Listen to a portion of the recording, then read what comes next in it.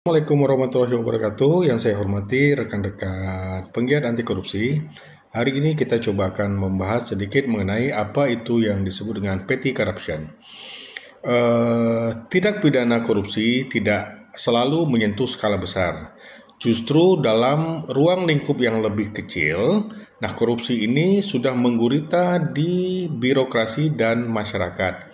Inilah yang kita kenal dengan istilah petty corruption. Umumnya korupsi jenis ini menyalahgunakan aset-aset di lembaga pemerintahan seperti kas, persediaan hingga barang-barang inventaris atau praktik pemerasan dan penerimaan suap dalam layanan publik. Lantaran kasusnya kecil, praktik-praktik seperti ini seringkali dianggap lumrah oleh kita. Padahal itulah biang keladi rusaknya layanan birokrasi dan munculnya bibit-bibit korupsi skala besar. Korupsi skala kecil-kecilan itu biasanya dilakukan oleh para pejabat tingkat rendah dan tingkat menengah untuk mempercepat urusan layanan publik. Sebut saja uang damai untuk saat tilang pelanggaran lalu lintas, uang terima kasih saat mengurus surat-surat kependudukan dan lain-lain, uang tembak saat mengurus SIM dan lain-lain. Petty corruption yang terjadi karena adanya keinginan untuk mendapatkan akses terhadap layanan seperti layanan kesehatan dan layanan pendidikan. Sekarang mari kita bahas jenis-jenis dari petty corruption itu.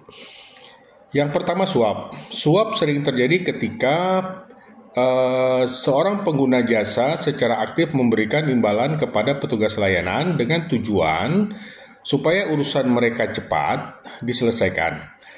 Mereka tidak segan memberikan sejumlah uang walaupun melanggar prosedur. Kemudian gratifikasi. Pemberian gratifikasi dalam arti yang luas seperti memberikan barang, uang, kemudian pinjaman tanpa bunga, diskon, kemudian pengobatan secara gratis, fasilitas penginapan, tiket perjalanan wisata, komisi, barang dan fasilitas lainnya. Contohnya, memberi diskon khusus kepada seorang pejabat atau memberi hadiah kepada guru karena anaknya diberi nilai yang bagus. Yang ketiga ada pemerasan. Memaksa seseorang dengan ancaman ataupun kekerasan untuk mengambil sebanyak-banyaknya dari orang lain atau meminta uang kepada orang lain. Contohnya, memaksa bawahan menyetor uang kepada atasan dengan ancaman pecat atau mutasi. Kemudian ada yang kita sebut dengan pungutan liar.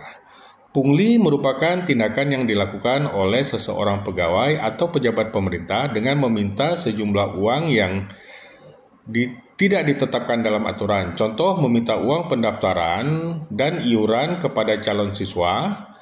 Kemudian petugas instansi pemerintah meminta uang seikhlasnya pada saat mengurus KTP atau perizinan dan sebagainya. Selanjutnya, bagaimana tips untuk mengatasi yang namanya petty corruption? Yang pertama, terapkan nilai-nilai anti korupsi dalam kehidupan sehari-hari kita. Yang kedua, mencoba untuk bisa disiplin dengan waktu, terutama dalam menjalani aktivitas sehari-hari dan kerjakanlah pekerjaan tanpa menunda. Ini salah satu yang bisa kita lakukan untuk mencegah supaya tidak terjadi korupsi waktu. Yang ketiga, catatlah semua pengeluaran sehari-hari dan bedakan berdasarkan kebutuhan dan keinginan.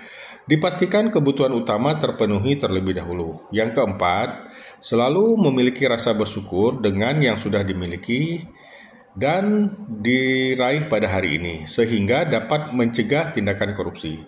Apabila kita tidak bersyukur dan selalu mencari kekurangan diri sendiri, maka bisa dengan mudah kita tergiur dengan tindak pidana korupsi. Ayo teman-teman, kita bersama-sama memberantas korupsi ini mulai dari tingkatan yang atas sampai bawah. Sekian dan terima kasih.